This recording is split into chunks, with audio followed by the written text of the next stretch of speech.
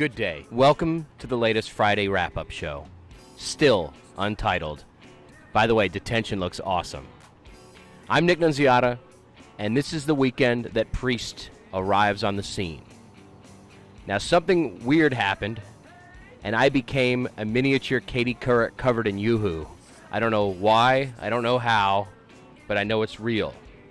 But join me and my gracious, lovely sexual co-host, Ren Brown, as we discuss Priest and so much more.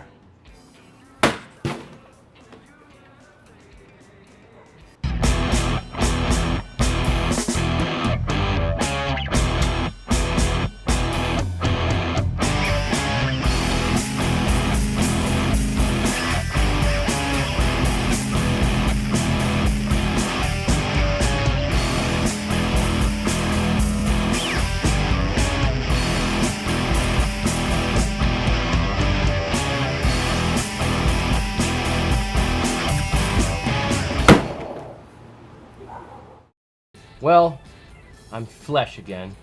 Prefer the old way, honestly. We recovered your face and top parts. I think part of me is detached and living in the tree.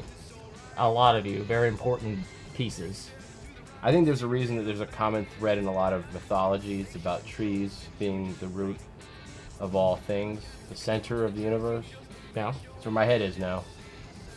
that's the best place for it. I've gone cosmic. Perhaps you'll make a cameo in the new Malik film. Perhaps, which we're seeing on Tuesday of next week. That's what you tell me. We're going to see that little guy. It's hopefully going to be great. You love Malik, right? I love aspects of Malik, which is a great band.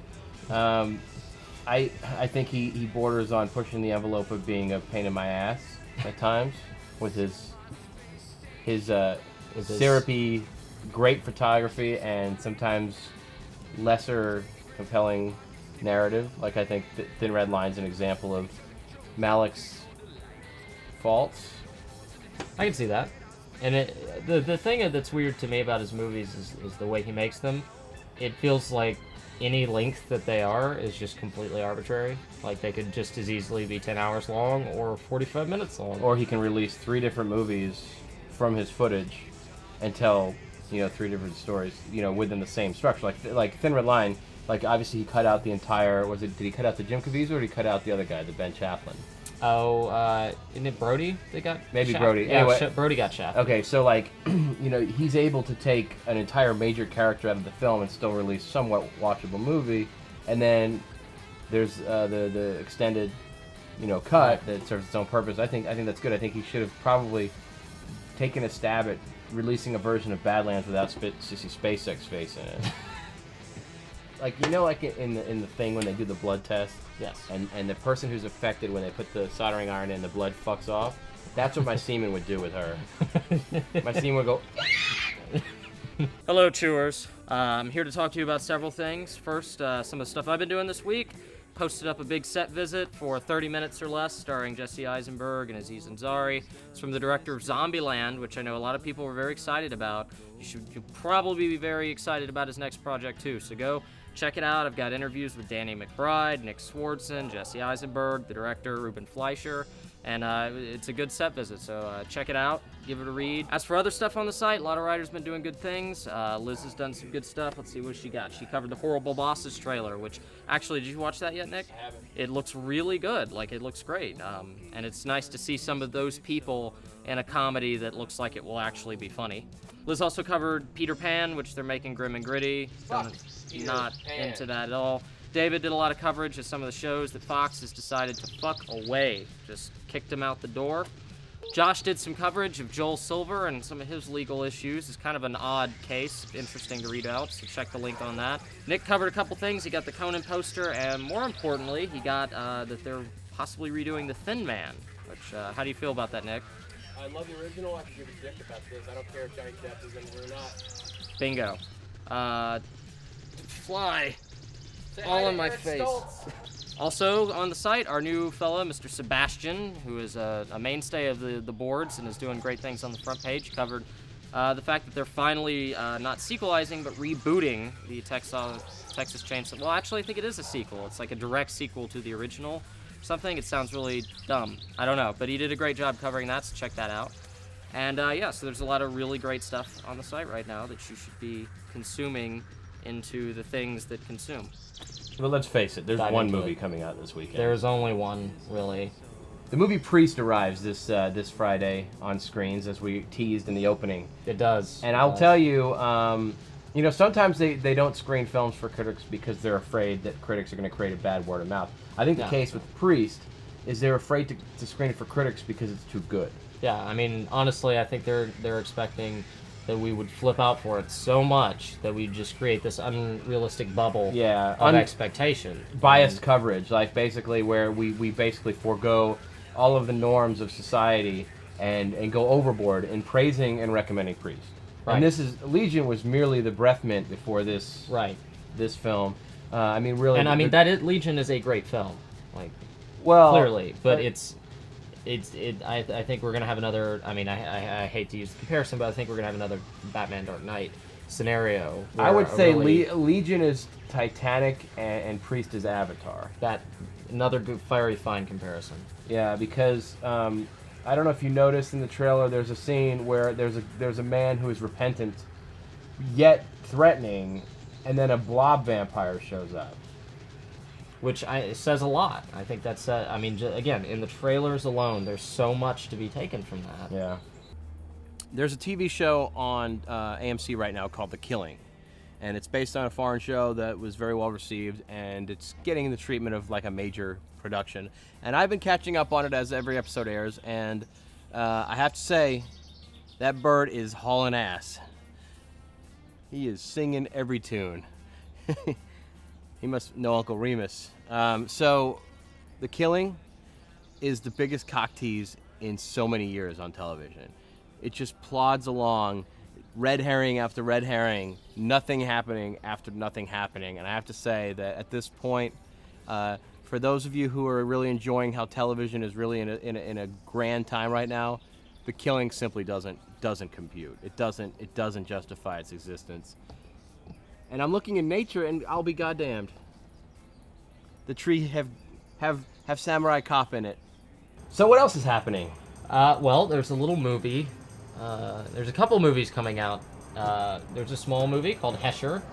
Joseph Gordon-Levitt kicking ass. Looking all scraggly. Yeah, Spencer, I believe is the name of the director. And he's a nice fella. I have an interview that'll probably go up tomorrow with the first wave of releases for the movie. And then there's Bridesmaids, which we haven't seen, but great word of mouth on that. It's played a couple times, and every time people just flip for it. It's supposed to be one of the funniest of the Apatow-related movies at all thus far. And is Kristen Wiig the star? I believe so, and I think she co-wrote it or something. I think. I've not wanted to be interested in the new Pirates of the Caribbean movie because they burned all of their goodwill with the second two. But surprisingly, word of mouth on the new one is good.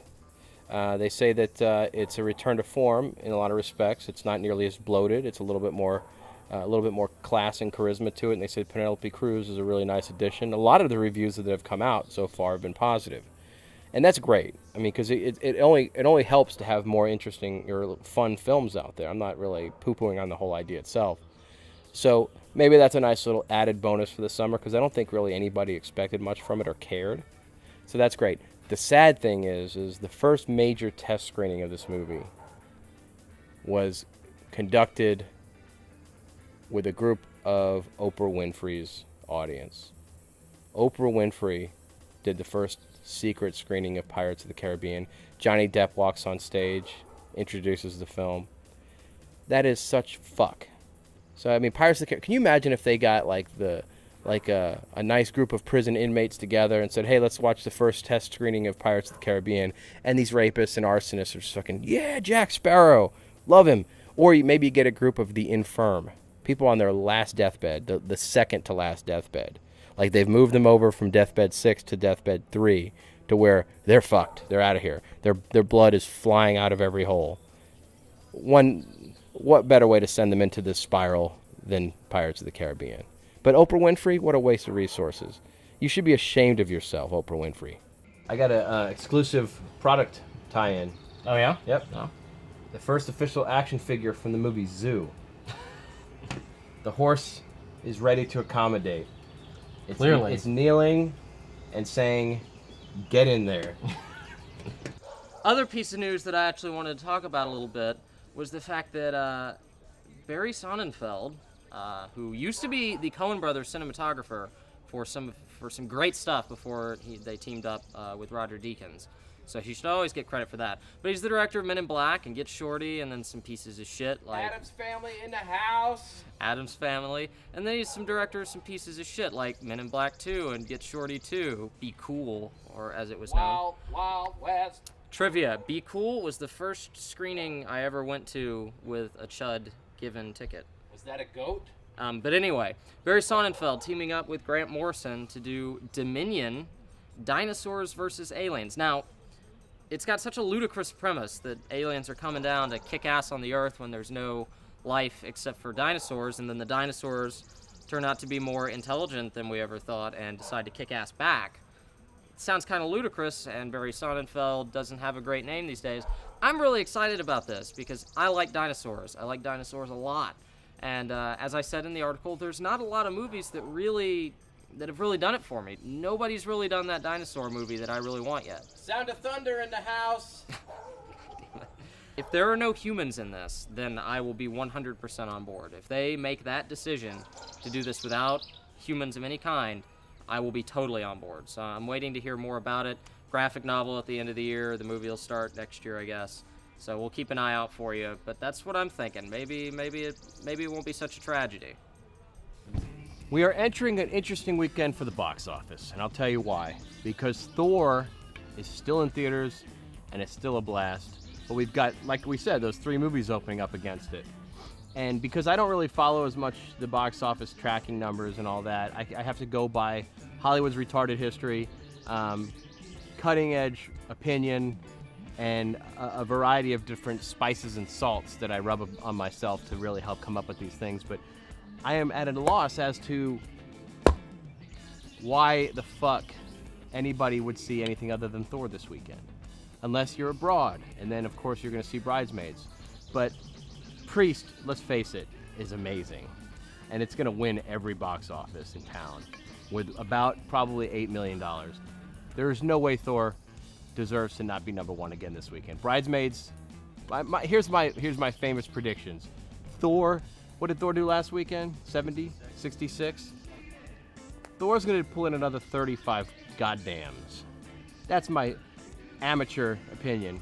What do you think, Ren, off screen? That would mean less than a 50% drop. I think so. That is really well. Chris Hemsworth is a dreamy bitch. People like it. I think Bridesmaids is going to do 25 to 27 because I don't think people understand how big of a dick that movie has. And then I think Priest is going to probably get around 12. That is your cutting edge box office prediction. Why don't you suck my poop? Do you think they could have called this the Matrix Priest Loaded? Possibly. Because it does have some... But to be honest, I mean, even the first Matrix, it just doesn't seem like it's going to possibly... I think it would have done Priest a disservice to load it with the Matrix is great, but to load it with that just, such a low level at this point, it's going to be able to top so much more than that. And the only comparison I can make is if you go to the sea and stare at its majesty, and you never know what's going to come out. You may see the most beautiful shark crest the surface. That doesn't cost anything. Priest does.